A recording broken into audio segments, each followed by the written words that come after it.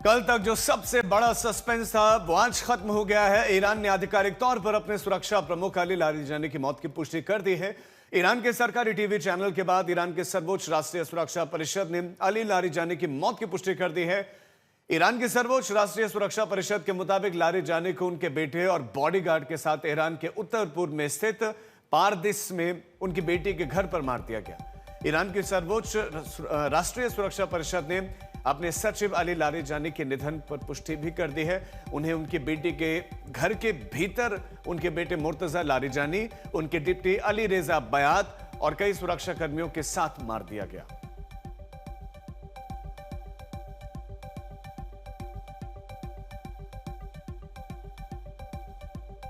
कई घंटों के सस्पेंस के बाद आखिरकार ईरान के सरकारी चैनल ने लारिजानी के मारे जाने की पुष्टि कर दी है। ईरान के सरकारी टीवी ने कहा, ईश्वर का सेवक अब ईश्वर से जा मिला है। शहीदों की पवित्र आत्माएं, ईश्वर के धर्म परायण सेवक शहीद डॉक्टर अली लारिजानी की पावन आत्मा ने उनका स्वागत किया है। ईरान और इस्लामी क्रांति को ऊंचाइयों तक पहुंचाने के संघर्ष में एक जीवन बिताने के बाद उन्होंने अंततः अपने लंबे समय से प्रतीक्षित अभिलाषा प्राप्त कर ली। बीच युद्ध में लारिजानी का मारा जाना ईरान के लिए बहुत बड़ा झटका है। 28 फरवरी को युद्ध के पहले ही घंटे ईरान के सुप्रीम लीडर अली खामेनी मारे गए। सुप्रीम लीडर घोषित किए गए मोज्तबा खामेनी के बारे में कोई पुख्ता जानकारी नहीं है और अब ईरानी नेतृत्व में नंबर 3 रहे सुरक्षा परिषद के चीफ अली लारिजानी की मौत, साथ ही ईरान के बसीज पैरामिलिट्री फोर्स की कमांडर गुलाम रजा सुलेमानी की मौत। आखिर कैसे मारे गए लारिजानी? अब तक मिली खबरों के मुताबिक 16-17 मार्च की दरमियानी रात इजराइल के प्रधानमंत्री नेतन्याहू ने सेना को ईरान में एक बड़े हमले का आदेश दिया था।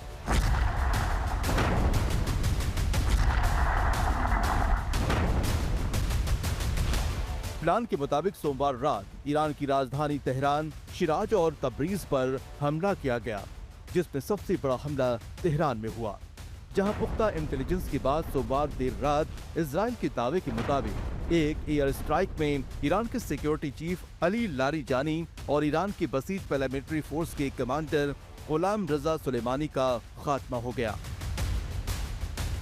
ईरान में supreme leader Ayatollah Ali Khamenei के मौत के बाद पिछले 18 दिन में एक नाम जो सबकी जुबान पर था वो अली लारिजानी का था। ईरान के सुप्रीम नेशनल सिक्योरिटी काउंसिल के प्रमुख 28 फरवरी को इजराइल अमेरिका के हमले में खामेनी की मौत के बाद वो अमेरिका इजराइल को जवाब देने वाले ईरान की सबसे मुखर आवाज थे। लेकिन अमेरिका के दिल पर वार की बात करने वाले लारिजानी को ही अब इजराइल ने खत्म कर दिया है। तो क्या अमेरिका और इजराइल युद्ध में जिस बड़े हमले की बात कर रहे थे वो पूरा हो चुका है? लारिजानी और सुलेमानी के बाद जंग में ईरान की अगुवाई कौन करेगा? और सबसे बड़ी बात, क्या अब युद्ध खत्म होने की ओर है? लारिजानी की मौत के बाद भी ईरान का लड़ने का जज्बा नहीं टूटा है। ईरान के विदेश मंत्री अरागची ने साफ कह दिया है कि ईरान की राजनीतिक व्यवस्था अडिग है। आखिर कैसे काम करता है ईरान का यह सिस्टम, आपको दिखाते हैं।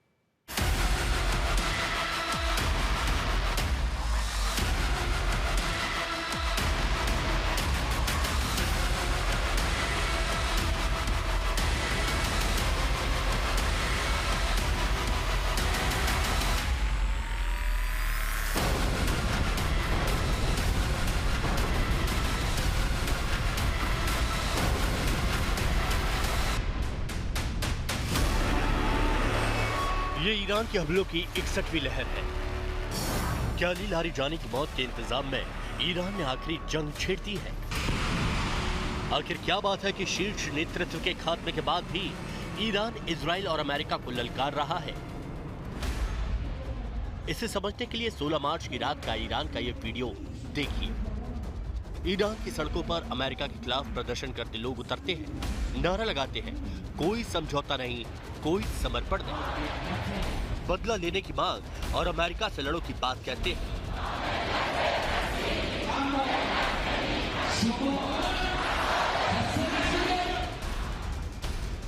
अमेरिका और इजराइल के लिए ये चुभने वाली तस्वीर है। दोनों मुल्क ये मान बैठे हैं कि अली खामनेई के खात्मे के बाद ईरान में विद्रोह होगा, सत्ता बदलेगी, लेकिन ऐसा नहीं हुआ। क्यों नहीं हुआ, इससे पहले आप एक ग्राफिक से समझिए।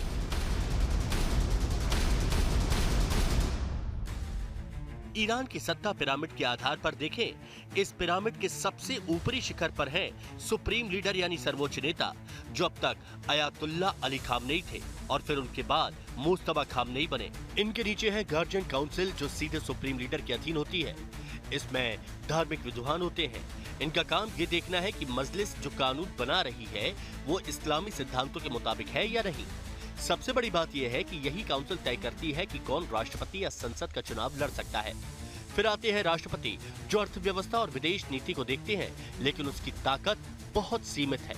इनके साथ जुड़ी है संसद और मंत्रालय, जिनके अधीन फिर नीचे सेना आती है। लेकिन इसके साथ ही एक और पूरी व्यवस्था है, क्योंकि सर्वोच्च नेता के पास असीमित शक्तियां हैं, वही देश के असली मुखिया हैं। ईरान की सेना और सबसे ताकतवर इस्लामिक रिवॉल्यूशनरी गार्ड कॉर्प्स यानी IRGC सीधे उन्हीं को रिपोर्ट करती है।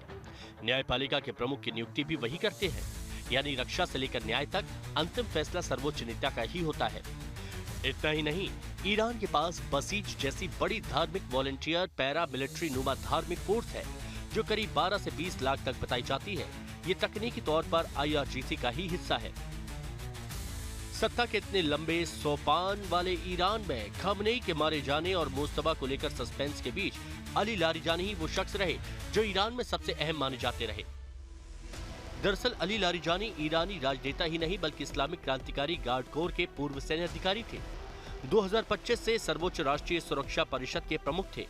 2008 से 2020 तक ईरान की संसद के अध्यक्ष के रूप में कार्य किया। लारिजानी 15 अगस्त 2005 से 20 अक्टूबर 2007 तक सर्वोच्च राष्ट्रीय सुरक्षा परिषद के सचिव थे। धार्मिक परिवार में जन्मे और परवरिश होने के बावजूद अली लारिजानी ने उच्च स्तर की शिक्षा पाई, यानी ईरान की शासन व्यवस्था में IRGC से लेकर ईरान की संसद तक में बड़ा अनुभव होने के साथ ही मुश्किल वक्त में देश की सत्ता को संभाले रखने में लारिजानी का बड़ा रोल माना जा रहा था। ये लारिजानी ही थे जो अमेरिकी हमले के बाद आक्रामकता के साथ नेतृत्व करते आए।